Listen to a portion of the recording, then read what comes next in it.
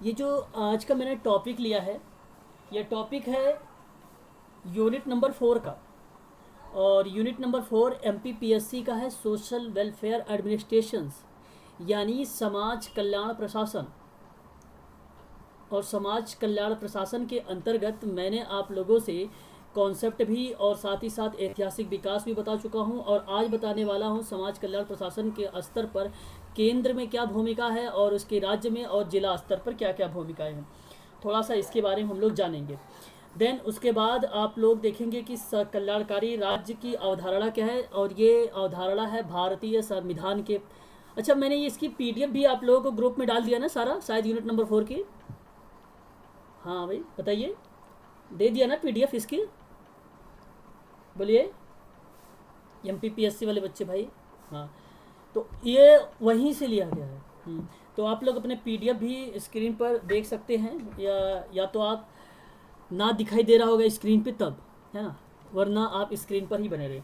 और फिर उसके बाद मैं आप लोगों से चर्चा करूंगा मानव अधिकार के राज्य के नीति निर्देशक सिद्धांतों को लेकर, है ना।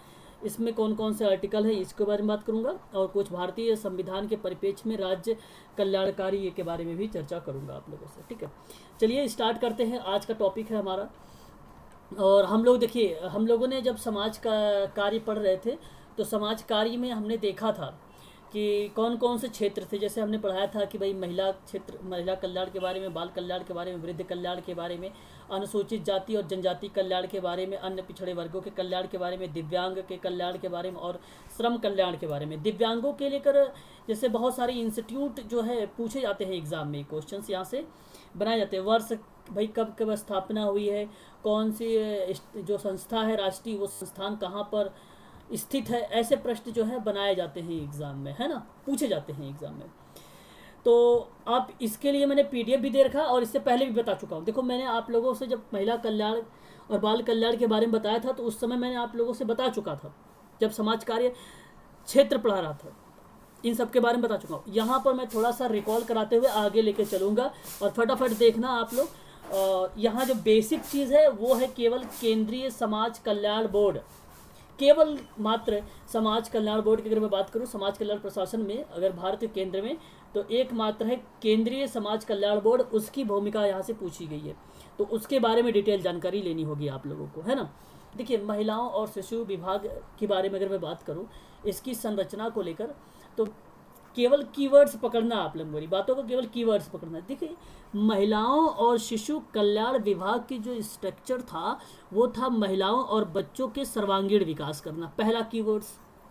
तो आप ध्यान रखना, कीवर्ड्स का मतलब होता है कि आप लोगों को ये चीज़ें जो है लंबे समय तक याद रहेगी।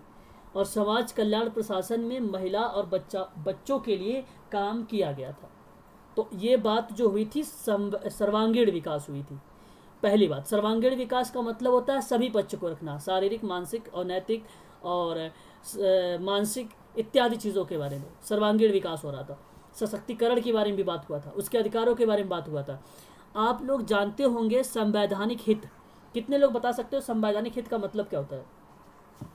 संवैधानिक हित का मतलब क्या होता है, कितने लोग बता सकते हो? देखिए, श्रम के बारे में भी बात हुई, अगर महिलाओं के बारे में बात हो या बच्चों के बारे में बात हो। आप जरा मुझे बताइए, संविधान में नहीं लिखा हुआ है? संविधान के अनुच्छेद में जिक्र है कि नहीं जिक्र है? भाई, समता का अधिकार होना चाहिए, है कि नहीं, बताइए जरा। अनुसूचित जातियों, अनुसूचित जनजातियों के लिए भी बारे में जिक्र हुआ है कि नहीं जिक्र हुआ? आर्टिकल 338 में भी और 350 में भी, बताइए जरा। 21 का ए में बच्चों के लिए बारे में जिक्र नहीं हुआ है क्या? हुआ है। महिलाओं के बारे में जिक्र हुआ है कि नहीं, सशक्तिकरण को लेकर? तो ये कहने का मतलब है, जो संविधान में जो चीज़ें इन्वॉल्व की गई है, तो वही चीज़ें आपको बता रहा है कि संवैधानिक हितों के संरक्षण हेतु संवर्धन के लिए विभिन्न कार्यक्रम और योजनाएं सुव्यवस्थित ढंग से क्रियान्वित की गई है, जो महिलाओं और बाल विकास विभाग को गठन किया गया है। और आप भलीभांति तरीके से जानते हैं कि ये केंद्र करता है। अच्छा, सबके अलग अलग पार्ट है, ये केंद्र के हिसाब में क्या देखोगे, राज्य ने क्या काम किया वो अलग से देखेंगे, है ना। तो ऐसा नहीं कि केवल केंद्र ने यही काम किया, भाई राज्य ने काम ही नहीं किया हो, ऐसे बारे में जिला ने काम ही नहीं किया हो। आप ये बात समझ रहे हैं ना, मेरा क्या कहने का मतलब बन रहा है? तो महिलाओं और शिशु कल्याण विभाग की जो संरचना है, ये तो संवैधानिक हितों के संविधान में वो चीज़ें ऑलरेडी मेंशन भी है, और साथ ही साथ सर्वांगीण विकास भी करता है। केंद्र में भी होता है, राज्य में भी होता है, जिला स्तर पर भी होता है, हर जगह होता है। ठीक है, ये चीज़ आपको ध्यान रखना है। बस अब इसके अंतर्गत जो है कुछ आर्टिकल्स होते हैं। जैसे अगर आप देखिए तो यहाँ पर अगर मैं बात करूँ तो यहाँ पे कहा गया है कि प्रशासनिक दृष्टिकोण के मंत्रालय के अधीन दो वैधानिक संगठन है, और उसने कहा कि एक राष्ट्रीय महिला आयोग होगा, एक राष्ट्रीय बाल संरक्षण अधिकार आयोग होगा। तो दो तरीके से कार्य होंगे।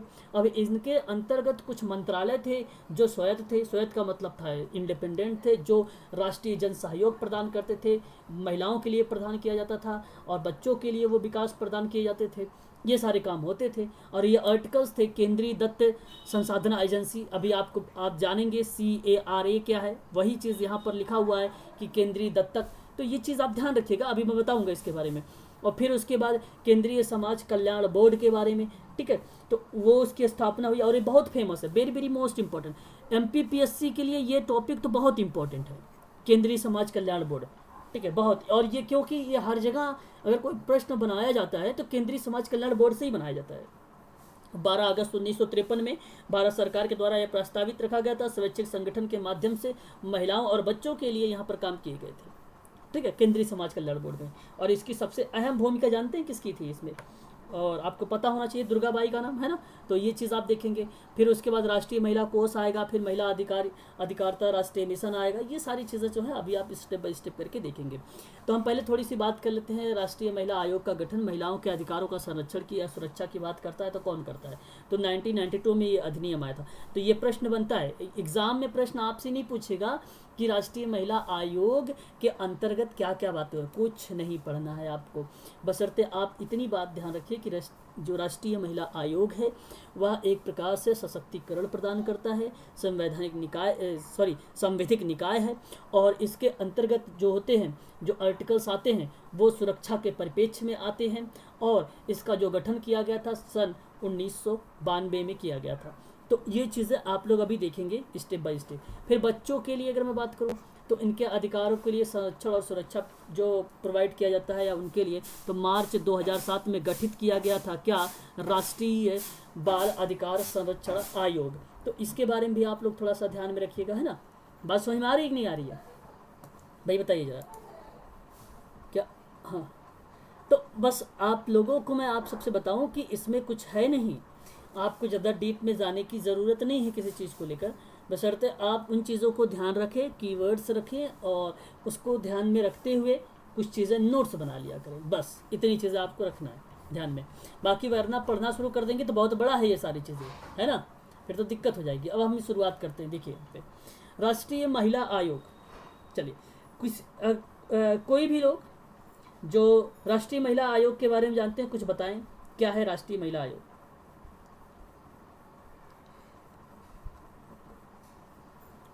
राष्ट्रीय महिला आयोग, और कोई बताइए भाई। अच्छा अच्छा अच्छा अच्छा, ठीक है कोई बात नहीं। मैं यहाँ पे जानना चाहता हूँ कि राष्ट्रीय महिला आयोग के बारे में अगर कोई जानकारी है किसी के पास, तो कुछ अपने शब्दों में बताए जरा। राष्ट्रीय महिला आयोग होता क्या है, ये किस लिए है, क्या काम करने के काम में या परिप्रेक्ष्य में बात की जाती है इसकी?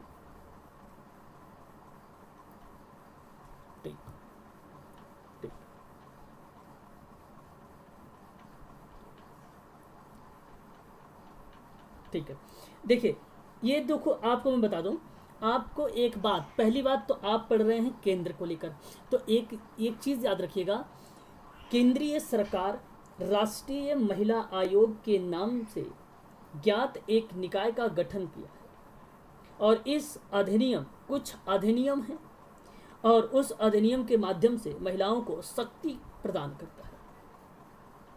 ठीक है, सशक्तिकरण बनाता है ना, और इसका प्रबंधन करता है, मैनेजमेंट करता है।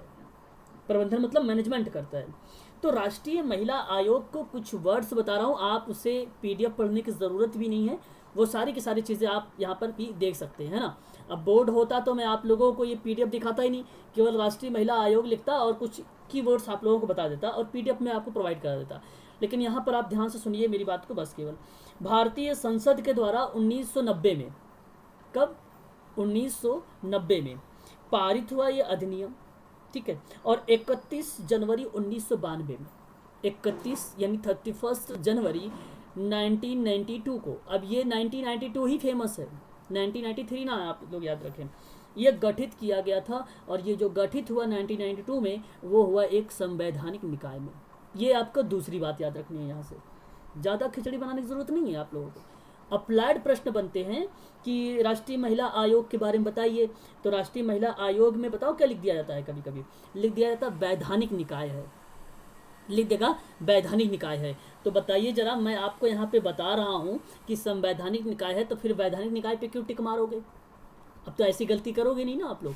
तो यही चीज़ें आपको मैं बताना चाह रहा हूँ कि ये एक संवैधानिक निकाय, ये एक अप्लाइड टाइप से ये बन जाएगा। अभी एक प्रश्न आया भी था, ये राष्ट्रीय आयोग से तो नहीं था, वो था केंद्रीय से, जैसे अभी मैंने बताया ना कि CAR केंद्रीय से था, ठीक है, एडॉप्टेशन वाले से, अधिनियम से था। तो उसमें पूछा गया था, तो एक में लिखा था ऑप्शन में, पॉइंट में आपने अभी साथ किया भी है, उसमें लिखा था कि यह अधिनियम जो है कब आया था, उसके बारे में स्थापना दी थी, फिर उसके बारे में 2-3 बातें लिखी थी, और वही 2-3 बातें जो मैं आप लोगों को बताना चाह रहा हूँ, इंपॉर्टेंट चीज़ें, ठीक है। तो पहली बात, ये 1990 में संसद के द्वारा पारित हुआ। दूसरी बात, ये लिख दिया जाता है कि 1990 में संसद द्वारा पारित हुआ है, तो कहोगे यस। दूसरी बात है 31 जनवरी 1992 में ये एक संवैधानिक रूप में क्या हुआ, ये गठित हुआ या निकाय के रूप में आया, ठीक है, ये दूसरी बात। तीसरी बात अगर मैं आपसे बात करूं, तो इस आयोग की सबसे प्रथम, थोड़ा सा भाई MPPSC का एग्ज़ाम देने जा रहे हो, UGC का एग्ज़ाम देने जा रहे हो, तो ये पूछ लिया जाता है कि बताइए जरा, प्रथम इस महिला में या राष्ट्रीय महिला आयोग का जो पहली प्रमुख अध्यक्ष थी, उनका नाम कोई बता सकता है? अध्यक्ष का नाम? नहीं यार, ये तो राष्ट्रीय महिला आयोग है, केंद्रीय समाज कल्याण बोर्ड थोड़ी ना है, हैं? फिर कैसे होगा? दुर्गाबाई देशमुख का होना चाहिए, नहीं होना चाहिए ना भाई। केंद्रीय समाज कल्याण बोर्ड की स्थापना अगर वो कर रहे हैं, तो उन्होंने, उनकी अध्यक्ष थी डॉक्टर दुर्गाबाई देशमुख बने, वो पहली थी। यहाँ पर उनका नाम नहीं आएगा गरिमा मैडम, यहाँ पर उनका नाम आता है जयंती पटनायक। अब आप लोग यही चीज़ नहीं याद रखते हो, और मैं आप लोगों से, आप लोग अच्छा ज़रा सोचिए, क्या मैंने जयंती पटनायक का नाम नहीं बताया है? एक मिनट, थोड़ा सा किसी का कॉल आ रहा है, और हाँ आप लोग बोलिए, मैं आवाज़ सुन रहा हूँ आप, ठीक है। तो ये आवाज़ मेरी क्लियर है गरिमा, क्लियर है?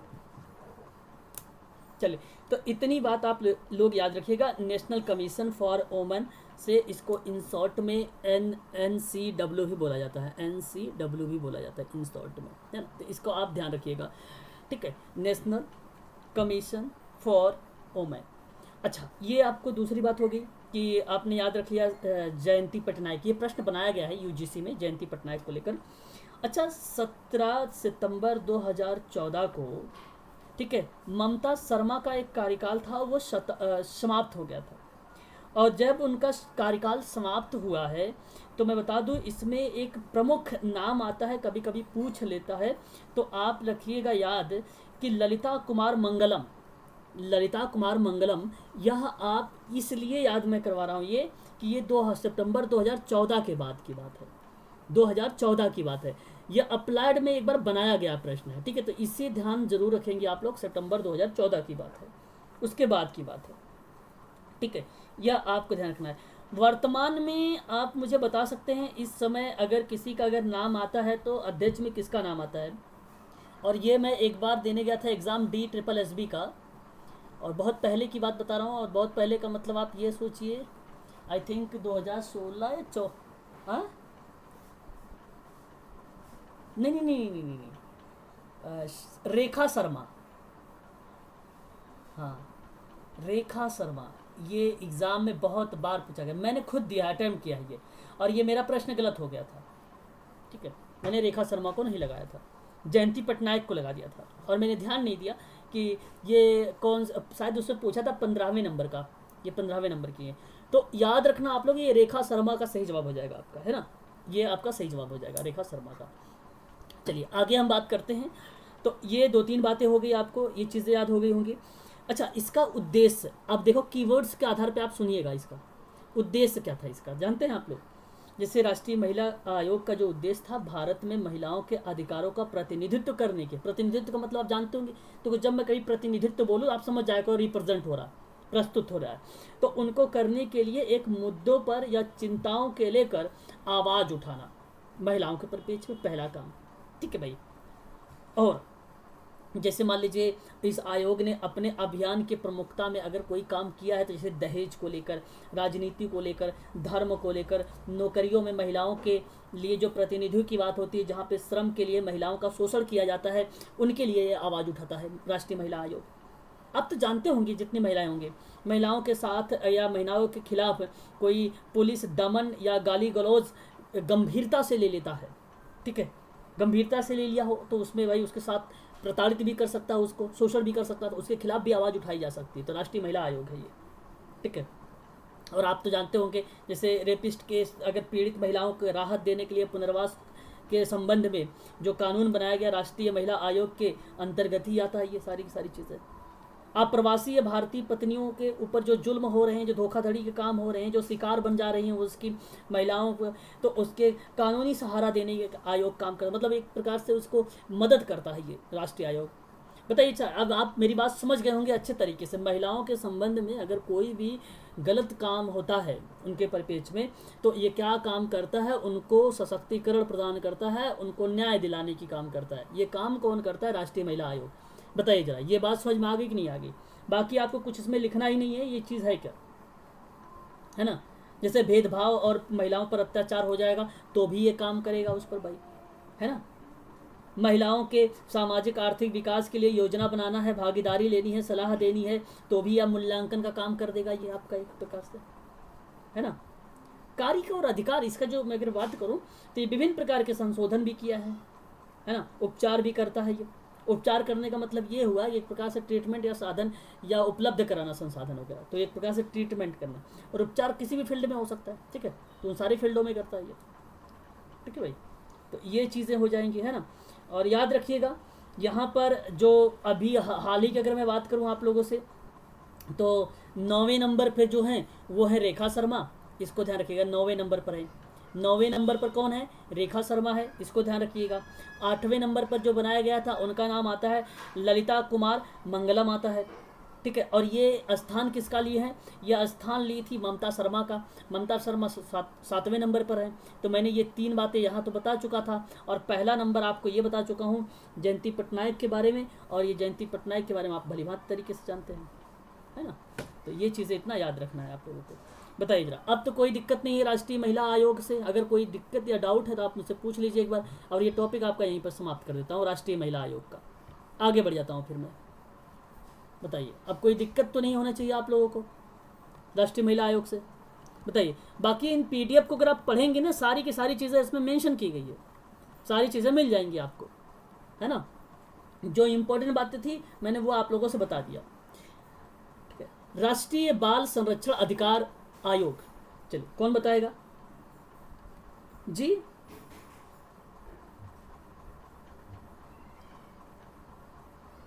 अध्यक्ष, हाँ नहीं, आवाज नहीं आई, फिर से एक बार दोबारा रिपीट करिए। 7वें नंबर पर ये पूछ रहे हैं आप? 7वें नंबर पर आप 7वें नंबर पर ममता शर्मा का नाम याद है।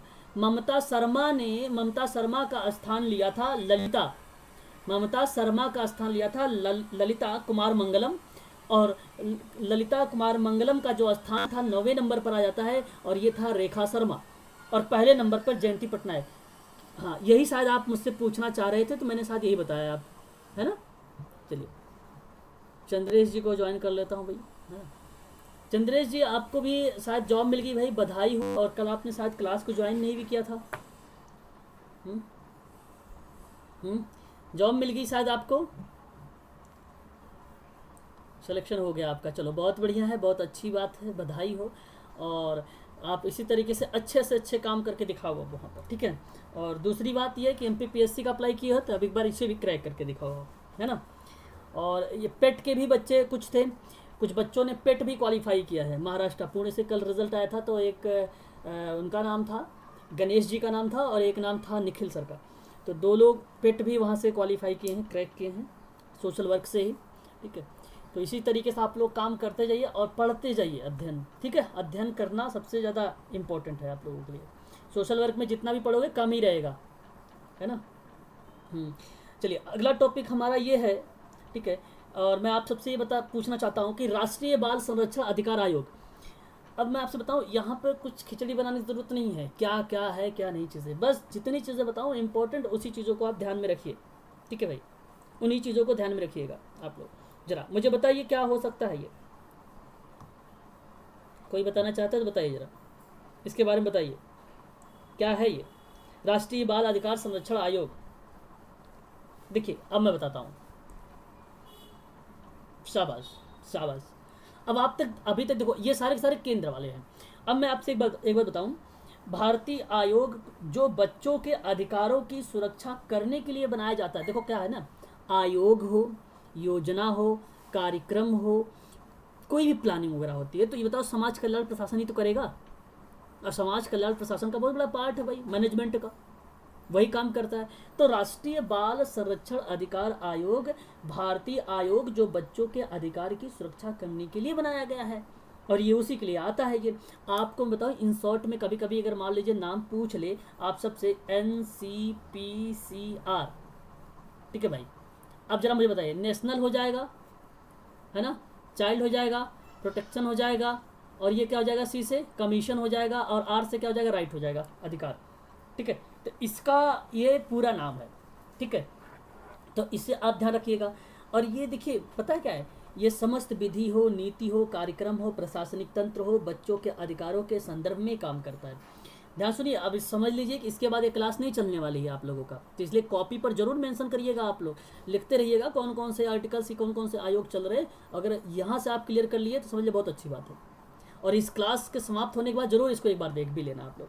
तो मैं आपको एक चीज़ बता दूं, यहाँ से इंपॉर्टेंट पॉइंट बता रहा हूँ, उसी को आप लोग नोट डाउन करिएगा, उसी को लिखिएगा आप लोग। यहाँ पर बालक को 0 से लेकर 18 वर्ष की आयु वर्ग को शामिल किया गया था। कितने वर्ष को लेकर, 0 से 18, बस इतनी बात आप ध्यान रखिए, इनके आयोग को शामिल किया गया बच्चों को।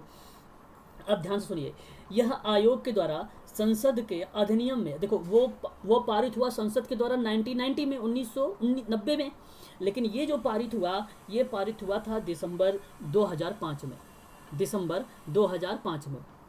छोटी छोटी चीज़ें हैं जो मैं आपको बता रहा हूँ और इम्पोर्टेंट भी है, ध्यान रखिएगा। ये प्रश्न बनता है कि राष्ट्रीय बाल संरक्षण अधिकार अधिनियम आयोग कब पारित हुआ है, तो 2005 में, इसका आप ध्यान रखिएगा, ठीक है। इसी के अंतर्गत अगर मैं बात करूं तो ये बेसिकली पूर्ण रूप से अगर जो स्थापित हुआ है या आयोग जो है एक भूमिका के रूप में आया है, तो वो आया है 2007 में।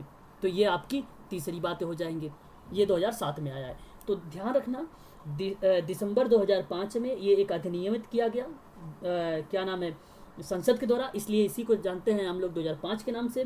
और पूर्ण रूप से संरक्षण करने के रूप में, अहम भूमिका के रूप में, स्थापित होने के रूप में 2007 में किया गया। तो 2007 आपके यहाँ पे दूसरा वर्ष याद रखना है, ठीक है। ये चीज़ याद रखना है आप लोगों को। मुख्यालय भारत में है, नई दिल्ली में, आप अच्छी तरीके से जानते हैं इसके बारे में, इसमें मुझे कुछ बताने की ज़रूरत भी नहीं है ना। अच्छा देखिए, इस आयोग के बारे में अगर मैं आपसे बात करूं तो केंद्रीय सरकार अधिनियम ने इसके अंतर्गत अगर मैं बात करूं तो एक निकाय के रूप में माना इसे, और राष्ट्रीय बाल अधिकार संरक्षण जो आयोग था, इसी के नाम से फिर इसे जाना गया, क्योंकि ये केंद्र सरकार अधिनियम के ही अंतर्गत ये आता है, ठीक है। सारा कार्यभार वही निकालता था, वही करता था। तो अध्यक्ष जिन्होंने बच्चों के कल्याण को बढ़ावा देने के लिए असाधारण कार्य किया, और ये अध्यक्ष लोग काम करते थे। इसमें असाधारण काम करने का मतलब विभिन्न प्रकार के इन्होंने क्या बनाया, नीति बनाए, कार्यक्रम बनाए, और उनको समाज के मुख्य धारा से जोड़ा। तो विभिन्न तरीके से कार्य किए थे ये लोग, ठीक है। तो ये चीज़ आप समझ सकते हो। और याद रखना आप लोग एक और बात यहाँ पर कि बाल स्वास्थ्य को लेकर, शिक्षा को लेकर, देखभाल को लेकर, कल्याण को लेकर, बाल विकास को लेकर, किशोर न्याय को लेकर, निःशक्त बच्चों को लेकर, और वंचित वर्ग से जो बच्चे हैं उनकी देखभाल को लेकर, बाल श्रम के बच्चों को लेकर, बच्चों में जो तनाव है उन तनाव को कम करने को लेकर, बाल मनोविज्ञान को लेकर, सामाजिक विज्ञान को लेकर, बच्चों से संबंधित जो जितने भी कानून हैं, इन सब के बारे में जिक्र करने वाला राष्ट्रीय बाल संरक्षण अधिकार अधिनियम, अधिनियम नहीं, आयोग 2005 का, ये आपका सही जवाब हो जाएगा। और सारी बातें यहाँ पर मेंशन की जाती है। और ये इतने जितनी मैंने बातें बताई है आप लोगों को वही ध्यान रखना है। बताइए इससे बाहर कभी एग्जाम में प्रश्न और कुछ बनता है? कुछ नहीं बनता। जितनी बात बोला हूँ, एक तो आप ध्यान रखना है उसके विकास को लेकर ये प्रश्न बनेंगे। दूसरी बात आपको ये ध्यान रखनी है कि ये संसद के द्वारा दिसंबर में आया। तीसरी बात ये पूर्ण रूप से 2007 में आया, केंद्र सरकार के द्वारा ये अधिनियमित किया गया है। ठीक है भाई, ऐसे याद रखना है आप लोगों को। ठीक है, कल्याण में बढ़ावा देता है ये, बस इतनी बात याद रखना है और आपका ये क्लियर हो जाएगा राष्ट्रीय बाल संरक्षण आयोग। तो ये सभी के सभी क्षेत्रों के रूप में भी जाना है। आप देखो वेरी वेरी मोस्ट इंपॉर्टेंट, और ये मैं आप लोगों से यही कह रहा था। अब आपको मैं बता दूं इसके बारे में, आपको ज़्यादा पढ़ना नहीं है कुछ, मैं बता रहा हूँ आपको क्या पढ़ना है, वही चीज़ आप ध्यान रखना है। देखिए कोई ज्वाइन हो रहा है, मैं उनको एक बार ज्वाइन करता हूँ फिर आप लोगों को बताता हूँ। महेश दीक्षित सर, ओके ठीक है। पंकज सर समझ में आ रहा है ना? भावना मैडम समझ में आ रहा है? देखिए आप सब जितने यूजीसी वाले बच्चे हैं उनके लिए तो बहुत इंपॉर्टेंट है ये, है ना। एक एक बात मेरी बहुत इंपॉर्टेंट है।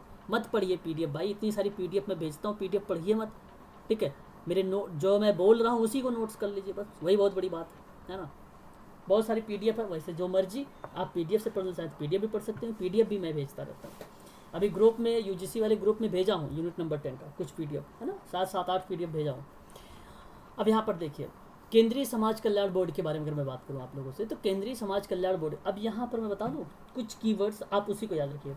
इसकी स्थापना की बात करूँ तो आप याद रखिए 12 अगस्त 1953 पहली बात, और ये बहुत बार पूछा गया है यूजीसी में। और फिर बता रहा हूँ 2021 का वेरी वेरी मोस्ट इंपॉर्टेंट, यहाँ से एक प्रश्न आना तय है, और क्या आएगा ये मुझे नहीं पता, लेकिन जो मैं बोल रहा हूँ उसी में से आएगा, ये बात ध्यान रखिएगा। एक तो 12 अगस्त 1953 जो है, ठीक है, 1953 को ये गठित हो गया, स्थापित हो गया, और भारत सरकार ने इसे एक प्रस्ताव के द्वारा स्वैच्छिक संगठन के माध्यम से महिलाओं को, बच्चों को, दिव्यांग के कल्याणों के लिए काम किया था। हाँ बतली कोई बोलना चाहता है भाई? महेश सर शायद आप बोल रहे थे, आई थिंक, मुझे ऐसा लगा। बोलिए क्या बोलना चाहते हो? चलिए फिर ठीक है। तो यहाँ आपको ये बात ध्यान रखनी है क्या, कि भारत सरकार ने महिलाओं और बच्चों और दिव्यांग के कल्याण के कार्यक्रमों को लागू करने के लिए समाज कल्याण गतिविधियों को प्रोत्साहित करने का उद्देश्य बनाया था ये। तो आपने दो बातें यहाँ से सीखी। एक बात तो ये सीखा कि 12 अगस्त 1953 का, दूसरी बात आपने ये सीखा कि एक स्वैच्छिक संगठन के रूप में आया, तीसरी बात आपने ये सीखा कि महिलाओं, बच्चों, दिव्यांगों के कल्याणों के लिए कार्यक्रम बनाता है ये। कौन बनाता है भाई? केंद्र समाज कल्याण बोर्ड बनाता है, बस ठीक है ना। ये चीज़ आप ध्यान रखना, कौन बनाता है? केंद्रीय समाज कल्याण बोर्ड बनाता है। अच्छा भाई क्या करता है इसमें, देखो ध्यान से। बेसिकली क्या है, अगर मैं आपको 1954 की बात कर दूं, एक साल बाद जानते हैं आप लोग, राज्य और संघ क्षेत्रों के जो बोर्ड थे उनके कार्यक्रमों का क्रियान्वयन किया गया।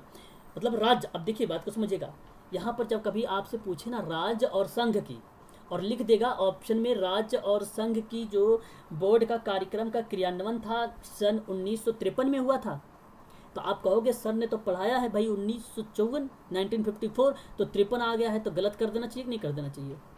गलत कर देना चाहिए ना। राज्य और संघ का जो बोर्ड था, जो कार्यक्रम जो क्रियान्वयन हुआ था, कल्याणकारी सेवाओं का विस्तार जो हुआ था विकास के रूप में, तो राज्य और संघों के बोर्डों में, तो वो हुआ था 1994 में, 1994। लेकिन अब आप सोच रहे हैं 1953 में फिर क्या हुआ? भाई 1953 में केंद्र में हुआ था, है ना, केंद्र में हुआ था। और केंद्र में होने का मतलब ये था यहाँ पर कि उस समय 1954 में क्या हो गया, जब सभी क्षेत्रों में फैल गया, तो यह एक केंद्रीय समाज कल्याण बोर्ड की सहायता हेतु राज्य समाज कल्याण बोर्ड परामर्श बोर्ड स्थापित कर दिया गया था। और यह स्थापित किया गया 1954 में, और ये किया गया था राज्य में। तो स्थापित राज्य की जब बात होती तब 1954 आता है, और केंद्र की बात होती तो 1953 आता है। ये बात आपको ध्यान रखना है।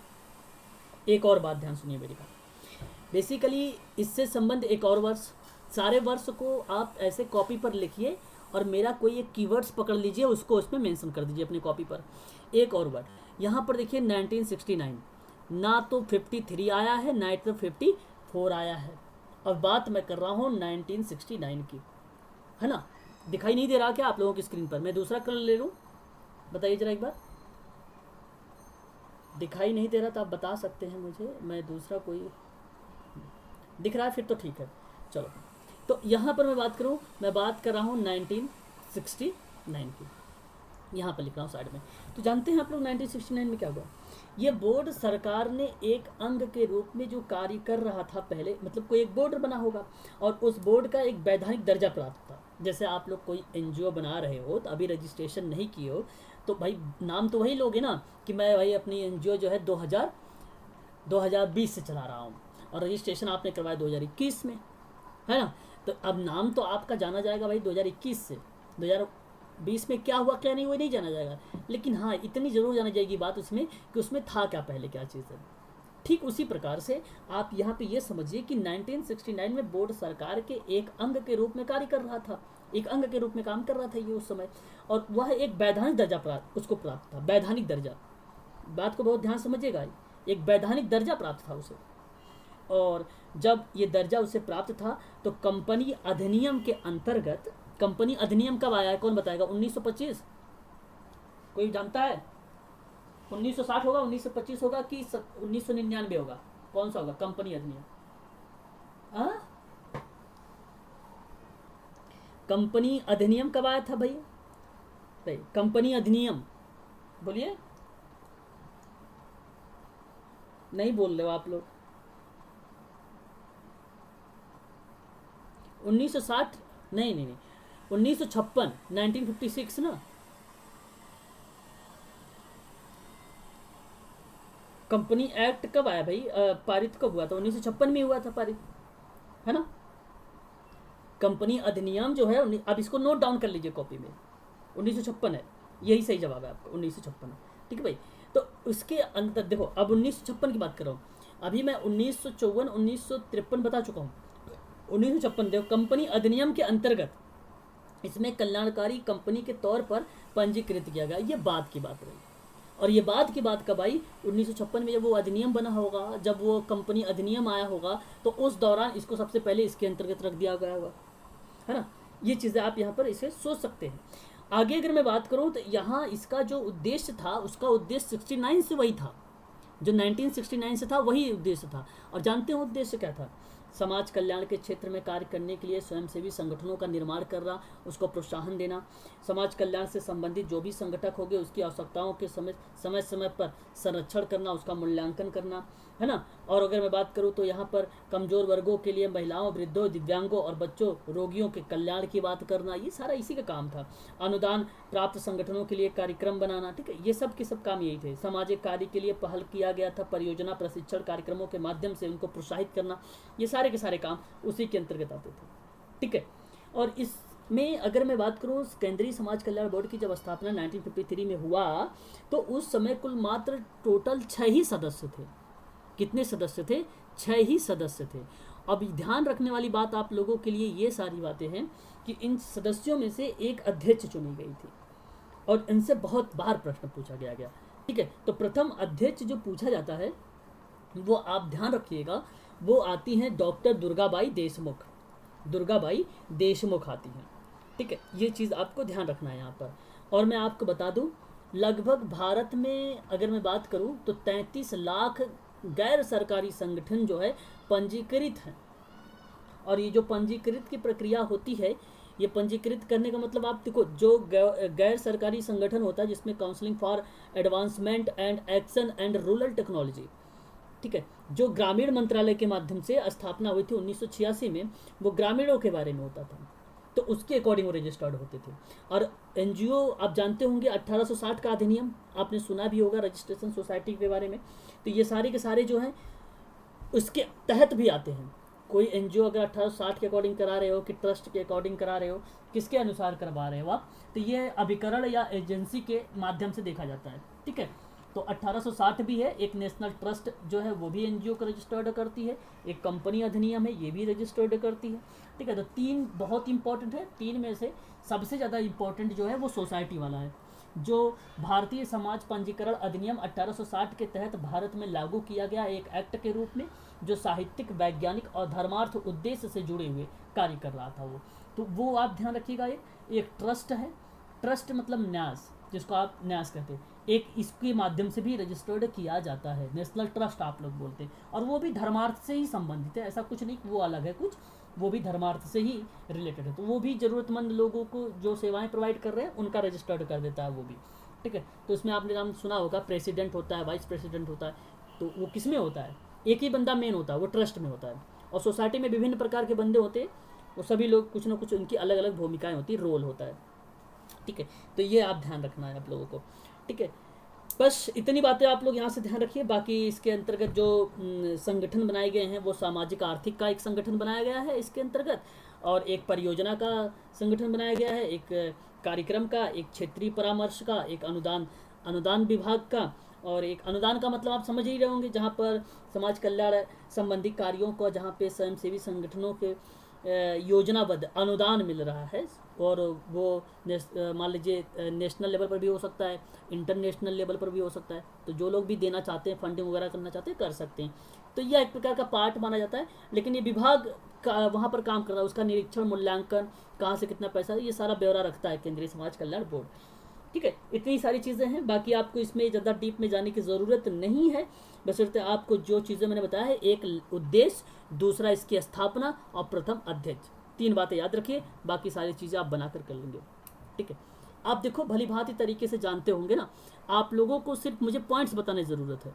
आपको मैं पॉइंट्स बता दूँ तो आप लोग पकड़ लोगे, है ना? तो पॉइंट्स बता रहा हूँ, पकड़ने की कोशिश करिए आप लोग, है ना? बाकी अगर मैं बात करूँ तो आप लोग जानते हैं, है ना, कि समाज कल्याण, अगर मैं उसके प्रकृति या नेचर के बारे में बात करूं, या उसके अंतर्गत विभिन्न प्रकार के उद्देश्यों के बारे में बात करूं बोर्ड के, तो क्या है, टाइम लॉस होगा, बाकी सारी चीज़ें वही है। आप जानते हैं, महिलाओं के बारे में बात मैं करूंगा, बच्चों के बारे में बात करूंगा, उनके उद्धार के बारे में बात करूंगा, तो वही बात आ जाएगी, है ना? चलिए एक बात करिए जरा, यहाँ पर राष्ट्रीय महिला कोष क्या होता है? राष्ट्रीय महिला कोष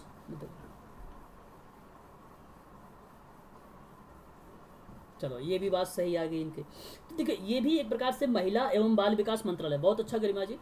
तो जो राष्ट्रीय महिला कोष होता है, मैं आपको बता दूं, तो यहाँ पर महिलाओं और बाल विकास मंत्रालय के द्वारा भारत सरकार द्वारा मार्च 1993 में, ये मार्च 1993 में इसकी स्थापना की गई थी। कीवर्ड्स पकड़िए, महिलाओं को आर्थिक और सामाजिक सशक्तिकरण के लिए महिलाओं एवं बाल विकास मंत्रालय के अधीन जो राष्ट्रीय स्तर था, उस पर स्वायत्त संगठन, एक स्वतंत्र संगठन बनाने की कोशिश की गई थी, और वर्तमान में RN के द्वारा एक अनुसरण किया गया, और उसमें एक मॉडल के आधार पर सुविधादाता के एजेंसी के रूप में इसको जाना गया। ठीक है, तो जैसे मध्यवर्ती, अगर मैं बात करूं, जो भी महिलाएं हैं, उन महिलाओं को एक गैर सरकारी संगठन के माध्यम से उनको मदद की जाती, तो ये एक प्रकार के आर्थिक, सामाजिक आर्थिक मंत्रालय के या सशक्तिकरण के माध्यम से जोड़ा जाएगा। तो महिला एवं बाल विकास मंत्रालय के अधीन ये सारी चीज़ें आती हैं, राष्ट्रीय स्तर का जितने भी काम होते हैं। तो वर्तमान में आप लोग नाम सुना भी होगा, विभिन्न प्रकार के काम चल रहे हैं, तो स्वयं सहायता समूह का नाम आप लोग जानते होंगे। ठीक है, और महिलाओं को समूहों में ऋण उपलब्ध कराने की बात भी इसी के अंतर्गत आता है, राष्ट्रीय महिला कोष के ही अंतर्गत आता है। ठीक है, जैसे अगर मैं बात करूं, आपने असंगठित क्षेत्र सुना होगा, तो असंगठित क्षेत्र में जो महिलाएं हैं, जो पिछड़े वर्ग के लोग हैं, ठीक है, उनको आगे बढ़ाने के लिए उन्हें वित्तीय सेवाएं प्रोवाइड करता है, फाइनेंस वगैरह देता है। तो ये काम करता है कौन सा भाई? राष्ट्रीय महिला कोष। तो जब भी कभी आपको पैसे की भी ज़रूरत हो ना, तो आप राष्ट्रीय महिला कोष के बारे में सोचिए, और यहाँ पर आप इजीली आप इसे फिर टिक कर देंगे। ठीक है, तो यहाँ ज़्यादा कुछ इंपॉर्टेंट नहीं था, जितनी बातें इंपॉर्टेंट थी वो चीज़ें मैंने आपको बता दिया।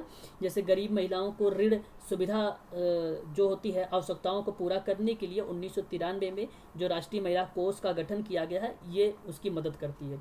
तो स्वयं सहायता समूह के द्वारा सहायता प्रदान करके महिलाओं को आर्थिक विकास के मार्ग प्रशस्त करने में उसका क्या करते हैं, एक महत्वपूर्ण भूमिका निभाती है। बस इतनी बात आपको यहाँ पर ध्यान रखना है, बस। ठीक है ना भाई? उद्देश्य वगैरह के बारे में अगर जानना है तो आप ऐसे आप समझ सकते हैं कि इसका उद्देश्य क्या हो सकता है। गरीब महिलाओं के आर्थिक सहायता देना हो सकता है कि नहीं हो सकता है? बिल्कुल यही उद्देश्य होना चाहिए। कई सहायता प्राप्त होनी चाहिए। अब भाई देखिए, महिलाओं की स्थिति में परिवर्तन करना क्या हुआ, एक प्रकार से उद्देश्य हुआ कि नहीं उद्देश्य हुआ, बताइए।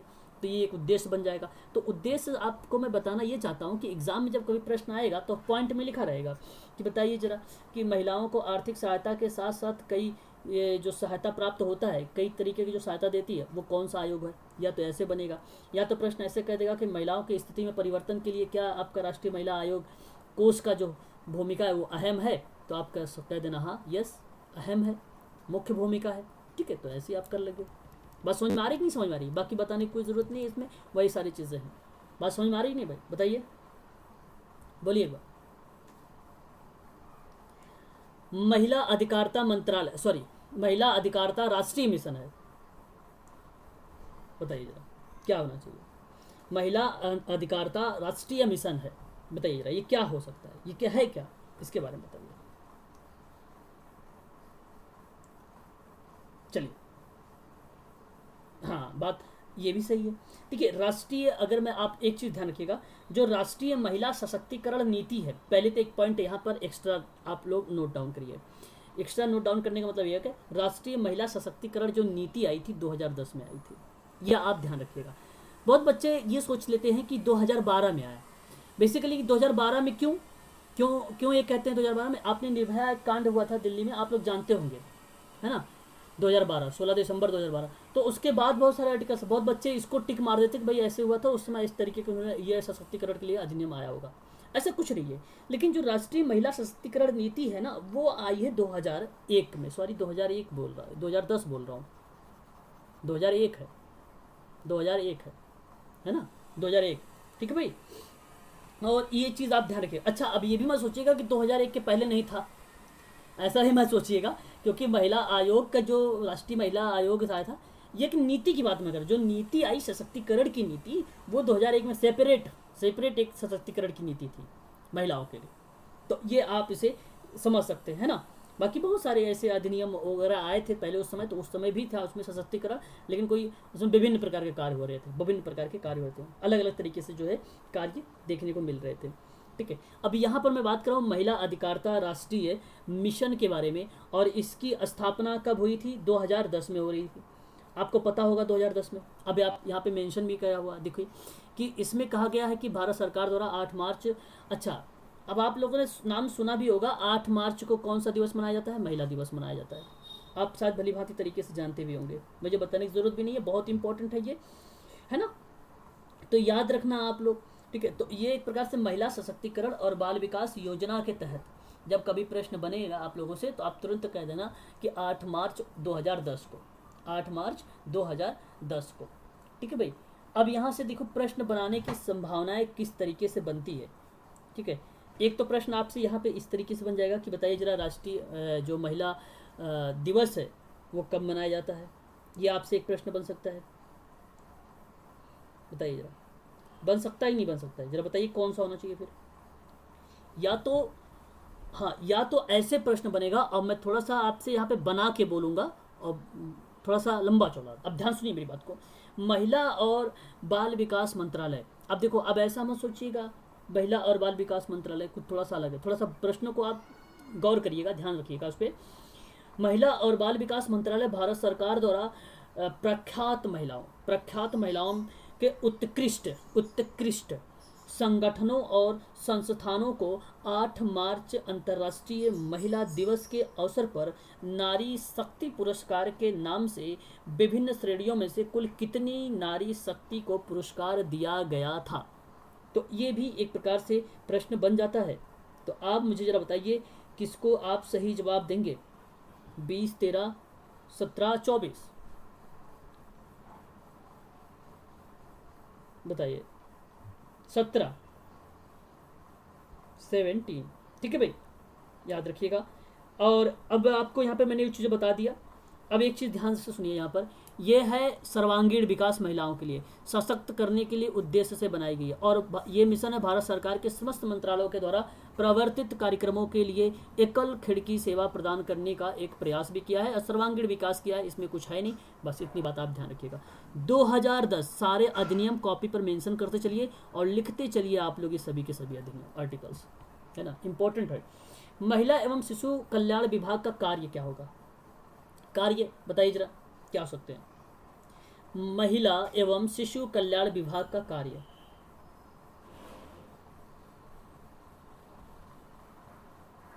बोलिए।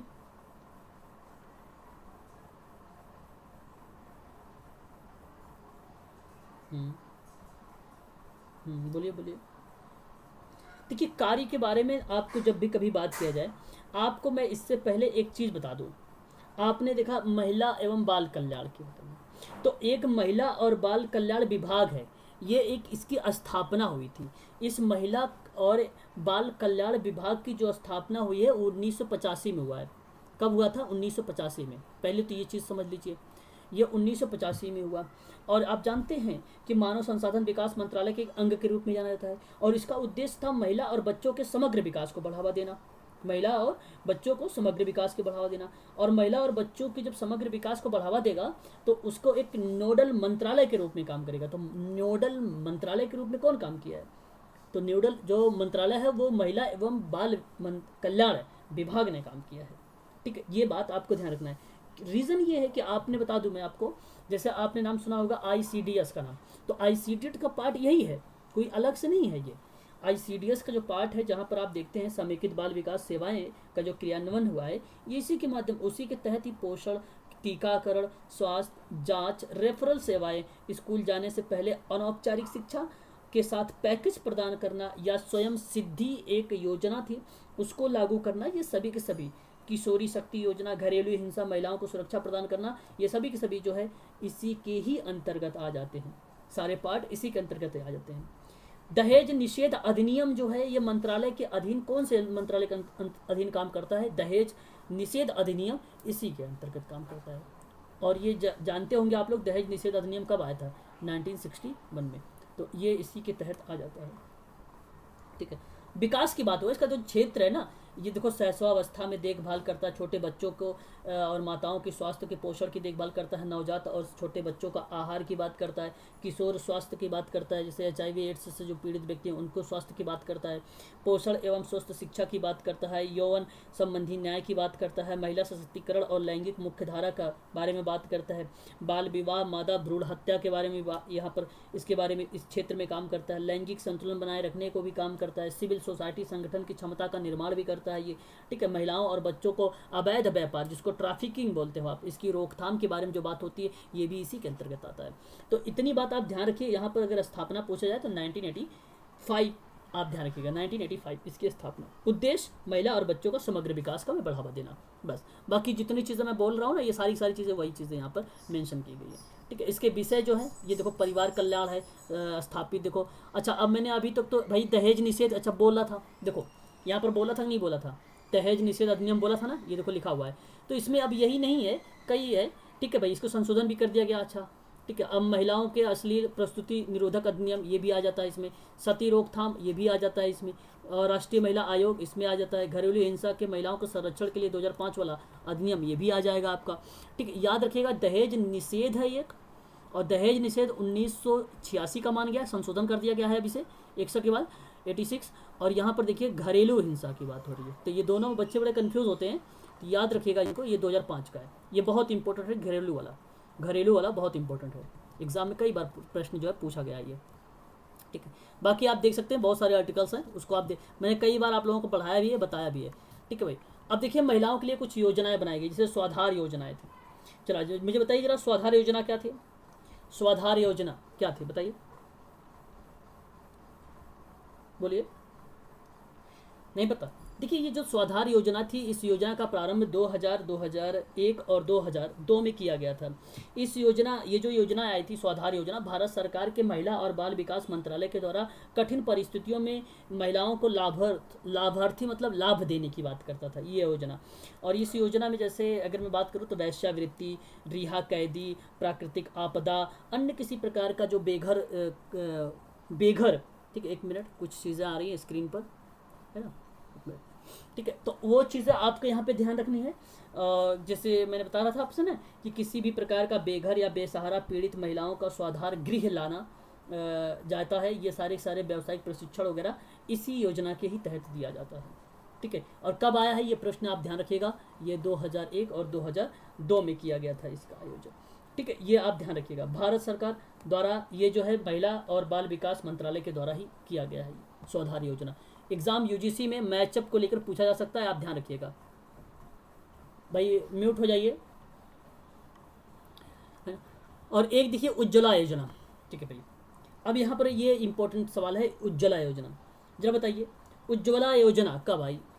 अच्छा यहाँ पे सब कुछ लिखा हुआ है भाई, उज्ज्वला योजना जो है, अच्छा कौन सा तो उज्ज्वला योजना कब आई भाई? हम्म?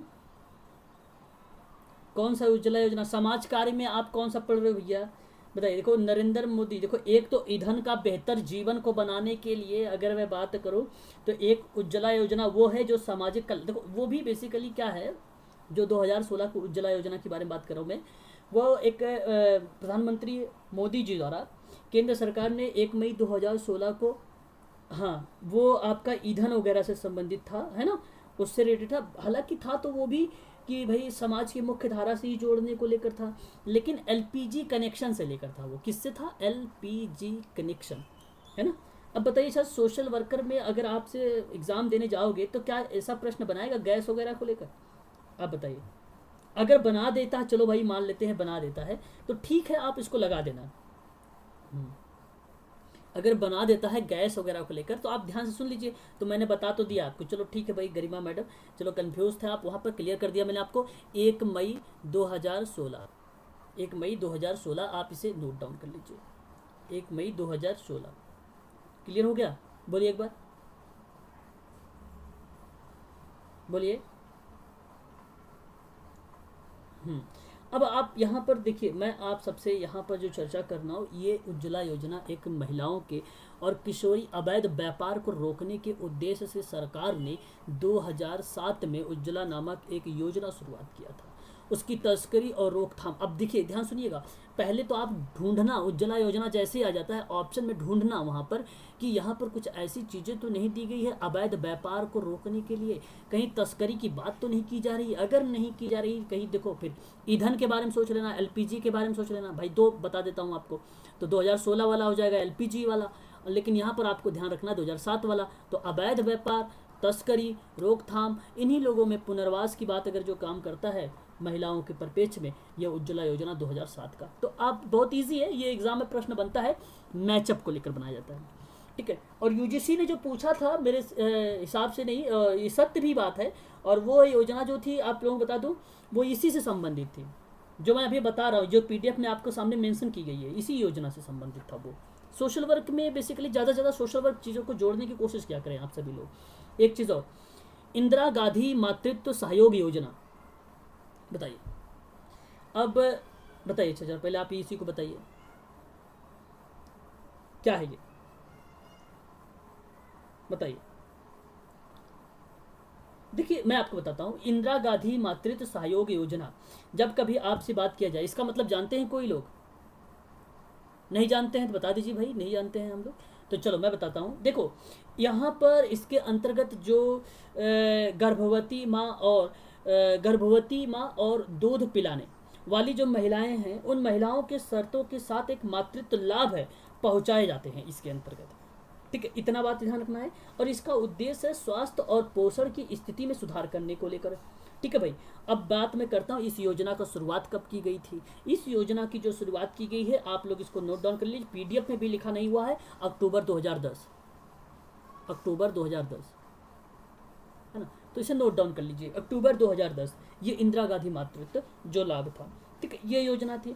और मतलब यहाँ पे गर्भावस्था को माँ को सोचना है, और फिर दूध पिलाने के संबंध में सोचना है, प्लस में आपको स्वास्थ्य से संबंधित सोचना है कि स्वास्थ्य में उसको क्या करना, मदद कर रहा है वहाँ पर, है ना, उसको क्या कर रहा है, मदद कर रहा है स्वास्थ्य के संबंध में, ये बारे में सोचना है। बस आपका यहाँ पे सवाल जो हो जाएगा फिर आपका सही हो जाएगा ये, ठीक है।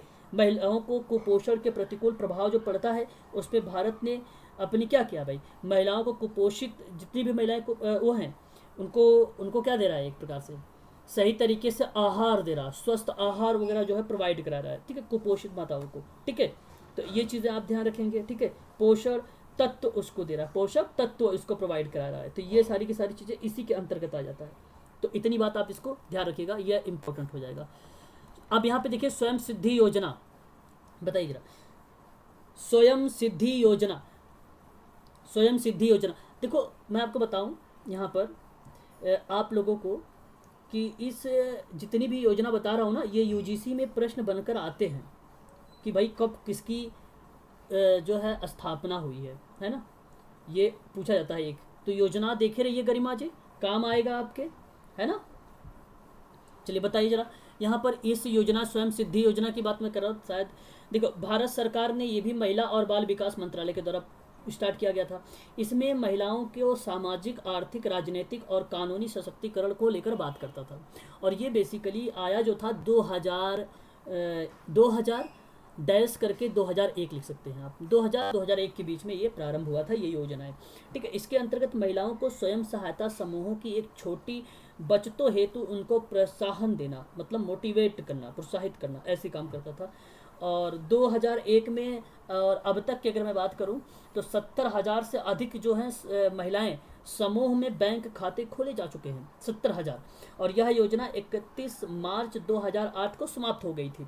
तो ये भी ध्यान रखना है, ये योजना समाप्त कब हुई है, स्वसिद्धि योजना, तो ये ध्यान रखना 31 मार्च 2001 को समाप्त हो गई। इसी वजह से शायद यहाँ पर जो है इसका वर्ष जो है मेंशन नहीं किया गया है, बट अगर आपसे पूछा जाए तो आप इन चीज़ों के बारे में बता सकते हैं, है ना। तो इसे ध्यान रखिएगा, किस किस क्षेत्र में, सामाजिक, आर्थिक, राजनीतिक, कानूनी सशक्तिकरण में समन्वित योजना के संबंध में था ये योजना। जननी सुरक्षा योजना जानते हैं आप लोग, जरा बताइए मुझे क्या है। यह है यूजीसी में पूछा जा सकता है, जननी सुरक्षा योजना। अच्छा ठीक है, आप लोग देख लेते हो, जिस पे देख लेते हो उसे बता देते हो, है ना। चलो ठीक है भाई, अच्छी बात है, अगर देख कर बता देते हैं बहुत अच्छी बात है। देखिए ये जननी सुरक्षा योजना है, और इसके बारे में अगर मैं आपसे बात करूं तो ये बहुत ही इम्पोर्टेंट है, समझिए आप लोग। और 1 अप्रैल 2005 को ये स्टार्ट किया गया था। और जननी का मतलब माता होता है, आप लोग भलीभांति तरीके से जानते होंगे, तो सही सीधा सीधा आप इसका अनुमान भी लगा लिया होगा। महिलाओं के संबंध में, माताओं के संबंध में ये चीज़ें हैं। लेकिन मैं एक चीज़ बता दूं, भारतवासियों की सहायता के लिए एक सरकार ने एक फिर से जननी सुरक्षा योजना के बारे में थोड़ी सी बात की है। और जो स्टार्ट एक दूसरी हुई है, अभी अभी हाल ही की बात कर रहा हूँ, जननी सुरक्षा योजना 2021 में स्टार्ट हुई है। ये मैं 2005 की बात नहीं कर रहा हूँ। देखो इसका प्रारंभ जो था पूर्व में योजना राष्ट्रीय मातृत्व लाभ योजना के नाम से चल रही थी। ये योजना किसके नाम से चल रहा था, मातृत्व लाभ की योजना के नाम से चल रहा था। और इसी योजना का मुख्य उद्देश्य गरीब रेखा से नीचे जो जीवन यापन करने वाले थे परिवार की महिलाओं को उनको मातृत्व लाभ एवं शिशु जन्म संबंधी समस्याओं को निवारण की बात करता था, स्वास्थ्य पोषण की बात करता था। लेकिन अब देखो यही जो जननी सुरक्षा, जो राष्ट्रीय मातृत्व लाभ योजना था, यही अब जननी सुरक्षा हुआ 2021 में। तो ये 2021 से कभी कभी अगर प्रश्न बने तो वो पूछ सकता है, तो मॉडिफिकेशन को लेकर तो आप तुरंत लगा देना 2021। लेकिन ध्यान रखना एक चीज़ और बता दूं, जननी सुरक्षा योजना जहां लिखा रहेगा वहां आपको 2 ऑप्शन भी नहीं लिखा रहेगा, 2005 और 2021 भी, ये भी बता देता हूं आप लोगों को। ठीक है भाई, परिवर्तन को लेकर लिखा रहेगा तो 2021 लगा देना आप लोग, और अदरवाइज 2000 परिवर्तन नाम नहीं लिखा रहेगा तो अगर केवल पूछेगा कि भाई ये बताइए राष्ट्रीय मातृत्व लाभ योजना जो है वो कौन सी है, तो वो 2005, इसको किस नाम से जाना गया है, जननी सुरक्षा योजना के नाम से जाना जाता है। ये चीज़ आप ध्यान रखिएगा इसको। ठीक है भाई, इतनी चीज़ तो शायद आप लोग को क्लियर भी हो रही होगी, है ना, सारी की सारी बातें।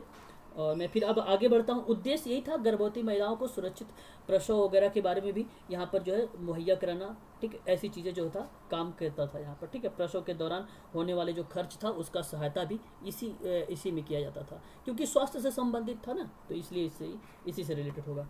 शुरुआत अगर मैं बताऊँ आपको जो 2021 का, तो 2021 का ही मानना आप लोग।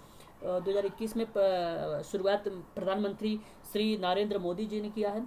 ठीक है भाई, तो ये भी बात आप ध्यान रखना इसको। ठीक है, आगे हम बात करते हैं रोजगार प्रशिक्षण सहायता योजना है। ठीक है भाई, ये सारी चीज़ आप देख सकते हो, 1987 का है। ठीक है भाई, उसके बाद अल्पविधि प्रसव गृह योजना है एक प्रकार से, ये भी 1969 का है। ठीक है, परिवार परामर्श केंद्र है। परिवार परामर्श केंद्र समाज कल्याण बोर्ड के द्वारा ही ये परामर्श के रूप में संचालित हुआ, और इसका उद्देश्य एक बेसिकली जो रखा गया परिवार परामर्श केंद्र का, वो रखा गया 1984 का रखा गया। ठीक है भाई, लिंग बजटिंग, यहाँ पर लिंग आधारित बजट को लेकर लैंगिक आंकड़े के बारे में वर्ष 2004 और 2005 में लिंग समानता मिशन की भी शुरुआत की गई थी। ठीक है, तो इतनी सारी चीज़ें मैं डीप में चला गया हूँ ज़्यादा यहाँ पर केंद्र सरकार को लेकर, है ना, और आप लोग भी शायद यहाँ पे समझ भी रहे होंगे, है ना। तो ये सारी चीज़ें आप देखे रहिएगा। बाकी अब यहाँ पर जितनी चीज़ें मिलेंगी आपको सारी के सारे योजनाएं ही मिलेंगी, और ये केंद्र सरकार के ही द्वारा से चलाई गई हैं, कल्याणकारी नीति वगैरह भी सब कुछ आप देख रहे हैं यहाँ पर। देखिए सारी चीज़ें डिटेल मैंने यहाँ पे डाल रखा है।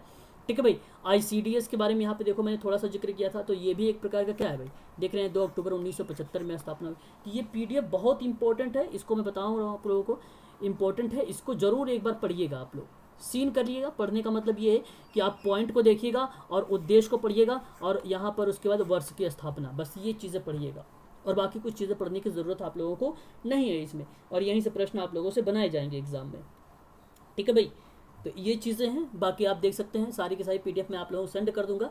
और कल जो है आप लोगों को मैं राज्य और जिला के बारे में बता दूंगा, ठीक है। उसके बाद आप लोगों का जो है थोड़ा सा अधिनियम और जो आपका बच रहा है भारतीय संविधान के अंतर्गत और नीति निर्देशक सिद्धांत के अंतर्गत, तो उसके बाद मैंने आप लोगों को वो एक दिन में क्लास जो है समाप्त कर दूंगा, यानी 2 दिन की क्लास में आपका यूनिट नंबर 4 समाप्त हो जाएगा। ठीक है, ठीक है, आप लोग इस पीडीएफ को ज़रूर देख रहिएगा। बताइए कोई डाउट वगैरह है तो पूछिए, अब बोलिए।